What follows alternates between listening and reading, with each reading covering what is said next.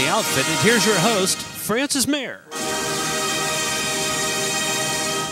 Ladies and gentlemen, welcome to the Renegade Report. I'm Francis Mayer, Sports Information Director for the greatest community college athletic department in the known universe, Bakersfield College Athletics. How do I know that? Well, because I work there day in, day out, and even on weekends from time to time. And I see the athletes, I see the coaches, our athletes, 500 strong student athletes on 20 different athletic teams with all of the coaches and support staff that keep that operation running. Now, Bakersfield College has been at the Panorama campus since 1955, but we've been competing since the 20s. So what does that mean? It means we know a thing or two about competing, and we proved that this past weekend. Our wrestlers at the Santa Ana tournament did a smoking job. We had two guys take first place in a tournament that only places out to fourth place. And the wrestling team, well, they placed in the top 10. Actually, they did a little bit better, but I'll save that for later on in the show. And our football team, well, our football team blew what little hair I have left on top of my head back. It was an incredible game, and we are going to go straight to the tap right now and check in with Coach Jeff Chudy and find out exactly where it ranks in your list of wins, Coach, and you have quite a few of them. Coach, welcome to the show. Thank you for having me. No, it was a good win. I mean, obviously, there was a lot of drama that didn't necessarily have to have drama, but we made it interesting, and fortunately, our guys found a way to get it done in the end, and got to learn a little bit about not executing at critical times and letting teams back into games, and yet we still came away with the win. So it was a good way to finish off a non-league season, 4-1, and kind of give us a chance to catch our breath and get our batteries charged up for our conference play. So all good right now. Everybody's kind of healing up, as we'd say. And Coach, as I try to stress to folks week in and week out, you are not a cheerleader. The cheerleaders are on the sideline in the small outfits. You're a head coach, and your job is to analyze the deficiencies of the football team. And one thing we've heard week in and week out is that we're not finishing opponents off. Now, this week I've heard something different. You said that there were some key moments where we missed opportunities to execute and perhaps put away a scrappy El Camino team. Their quarterback was very dynamic and had a lot of weapons at his disposal. But what do you think the key moments were? Are there any that stand out? Well, you have a lot of situations where you go back and we had opportunities to get off the field on third down, didn't do it. On the very first drive of the game, we had them pinned back on the 1-yard line, and there were probably every one of their scoring drives we had chances to get off the field, and we didn't do that. And we had an opportunity in the fourth quarter where they went for it on down, and we stopped them and got the ball on the 50-yard line, and had a chance to put the game away there if we just take it down and score. And we're really almost in 4-down territory, so. Didn't happen. Made the game a lot closer than it needed to be, but. And Coach, I think it could be said that you and your staff made some gutsy calls in this game. Was there ever any question about going for the win at the end or playing for the tie? I didn't. No, I mean, we were pretty much focused on getting the ball in the end zone. We had couple timeouts left, and two actually. We used one on the last drive and had 2 timeouts, and we were in great field position, so was never really contemplating a kicking. We were contemplating how to put it in the end zone. That was really what it was all about. Now, and they had some problems on special teams with getting the extra points through at different points there. And that had to play into their strategy in the fourth quarter, and we can't stress how important special teams are over the course of the game.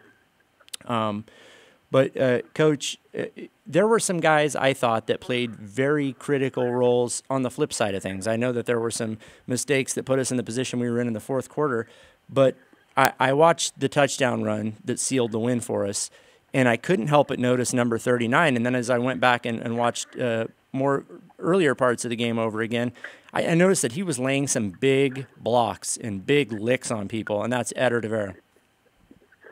Yeah, Eder's a unique story. He's a military veteran.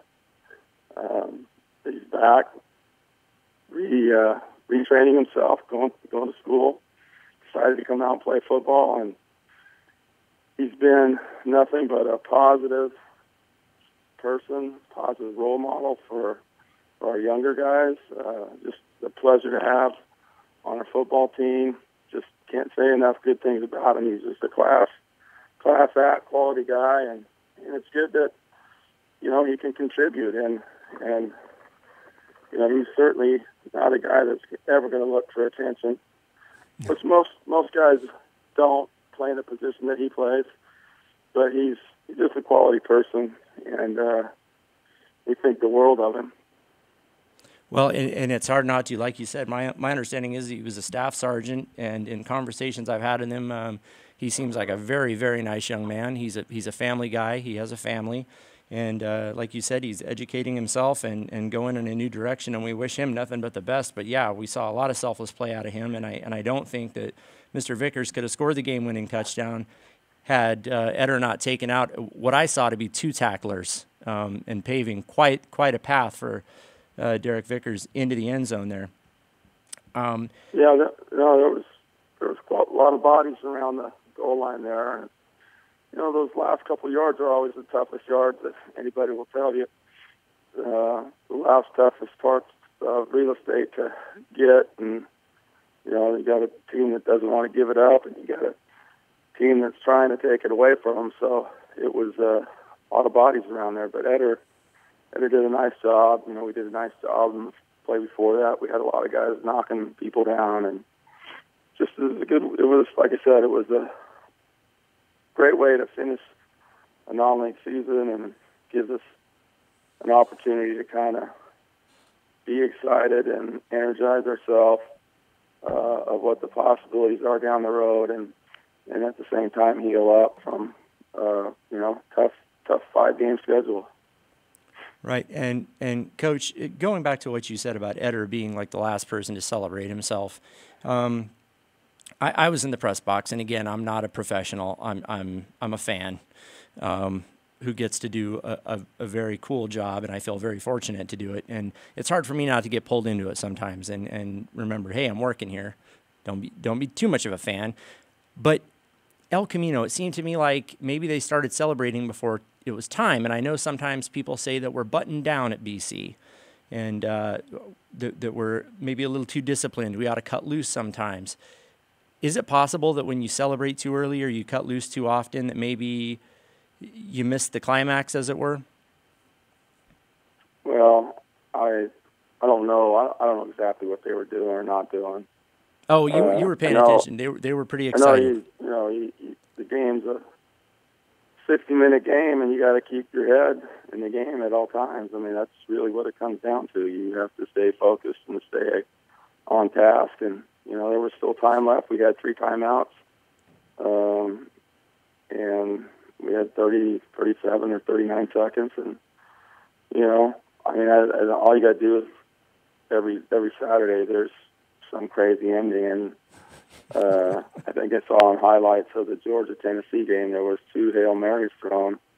I think Georgia threw a Hail Mary with 14 seconds to go ahead and take the go-ahead score, and they're up, and there's still 14 seconds to go. And then I don't know how it happened, but Tennessee threw a Hail Mary with 3 seconds left, and they ended up winning the game.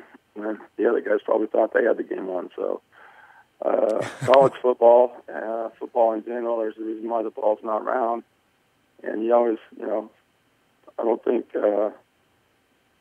anybody thought the game was over with at the juncture of when they'd scored. It was, it was just a challenging opportunity to go however far we're going to have to go in 39 seconds to score some points. So it was good that our guys, we got it done, though. I think that, like I said, you look back over the course of the game, and we had multiple chances to really put it out of reach, and we didn't do that. We didn't execute. got to give El Camino credit. They did. They hung in there. They overcame a 14-point deficit pretty much the whole game. And, they were opportunistic when they needed to be. And having said all that, we still came away with the win. So it was a good team victory for us. Well, I that's what it seemed like to me. I mean, Justin making a key reception there in that final drive to kind of put us on the halfway point in the field and set the stage for the dramatic pass to Derek Vickers.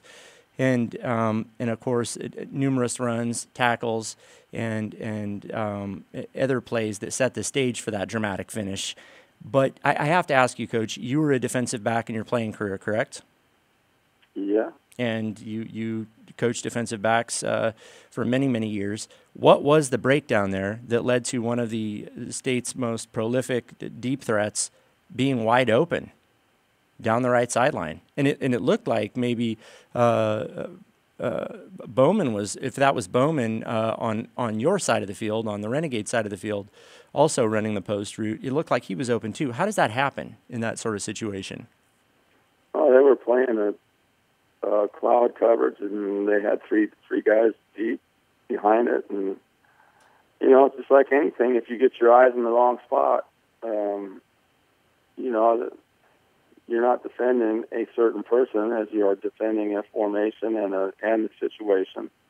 And I'm not really sure how or why their deep player had his eyes where they were at, but they were certainly not where they should have been. Really, he obviously had too much attention with the inside receiver. It was actually Daz on that side. So just one of those things, I'm sure that they're having that same conversation. You got to play with your eyes open and on the quarterback, and you can't get too fixated with one guy, or you don't see the ball being thrown. That guy's job was just to play the ball, and it didn't happen. And Derek did a nice job. He took an inside release and worked right back outside, and their corner just sat down and was trying to defend the sideline on the intermediate route to keep the clock moving, and the guy behind him, obviously made a big mistake. So it just happens, it's football. Right. I when I was up in the booth, I was thinking to myself, I felt a lot of tension, and I said out loud, I am Coach Chudy's blood pressure. But then I looked at you on the sideline, and you didn't look that nervous. Is that a tense moment as a coach, or are you just kind of in the zone? No, I think you can't get too high, you can't get too low during the course of the game. Sure. I mean, that's what we try to preach to our players, because clarity is hard to come by when you're not in the middle somewhere. And I think from the perspective that you have as a coach, is you're always trying to figure out what's the next. You're thinking one step ahead of the play and time management, clock management, and all those things. And you're always trying to figure out what's next. So what's next was a lot easier when it was on the 2-yard line instead of the 50. That's for sure. No doubt. Fortunately, we had 2 timeouts still left. So that was a good. There was a lot of good lessons in that. We had burned some timeouts in the first half, and shouldn't have, and they were bonehead mistakes with some personnel issues on substitution and whatnot. And like I told our coaches and players after the game, I said there is such a lesson here where in the first half we were calling a timeout because we didn't have the right people on the field, and then I said there are times where we're going to have to just take a penalty because those timeouts are precious. And then I said, you look in the second half, and we had all three of our timeouts left with that last drive, and used 2 of them, and actually used the third one when we kicked off because they had changed the personnel. It gave us a chance to look at what they thought they might try to do, and so it gave us a little different plan of attack on how we were going to attack that kick. So those timeouts are really huge, and there were some really good lessons learned during the course of that game where we burned a few in the first half, and thankfully, we didn't have to do that in the second half, and hopefully from here on out we'll make those corrections and we'll conserve those timeouts. So when you really need them, you still have them. Well, and I couldn't have put it any better. I'm going to watch the game again, and really, Renegade fans, I suggest you do the same. This is an incredible football team. They're doing some fun things, and they are at times, I would imagine, demanding the sum of your football smarts. Coach, you guys have been calling and dialing up some exciting plays, and I have to think that the wide receiver core, as balanced as they seem to be between possession receivers, guys making very dynamic catches to the deep threat, and Derek Vickers are making the job of the quarterback just a little bit easier and perhaps more exciting. We're going to post a link to the complete game on the website, and I really do encourage you to give it another look. It was incredible. It was nuanced. It was layered, and it was a ton of fun. And, Coach, I can't imagine you want that to happen every week, though. Hey, a win, we'll take a win every week. Well, there you go. We get there, doesn't matter. And we're 4-1, like you said, heading into conference, and it seems like we're in pretty good shape. Coach Judy, I'm going to let you get back to your day. I know that you're already preparing, even though it's a bye week. So thank you for your time, and we'll talk to you soon. Right on, Francis. Thank you so much. Yep. Well, that was Coach Jeff Judy, and I'll tell you what, he's too humble to say it, but I'll say it for him. He was a chess master. Him, Coach Bolton, Coach Dean, and the entire bunch, they were chess masters. You watched them just deploying tactics and staying on top of things and countering the moves of El Camino's coach perfectly. It was a beautiful stadium, but I'll tell you what, the game we played was a little prettier, in my opinion. Coming up next, we're going to check in with Polo Ascension, and he's going to tell us about the International Soccer Challenge. It's coming to Bakersfield College this Sunday at 4 p.m. Tickets are still available. I mean, they're as cheap as $20 a piece, and this is one of those chances where you're going to get to see world-class athletic action here in Bakersfield in one of the greatest facilities for athletics on earth, historic Memorial Stadium. Don't go anywhere. We've got football, soccer, and much more when we return on the Renegade Report.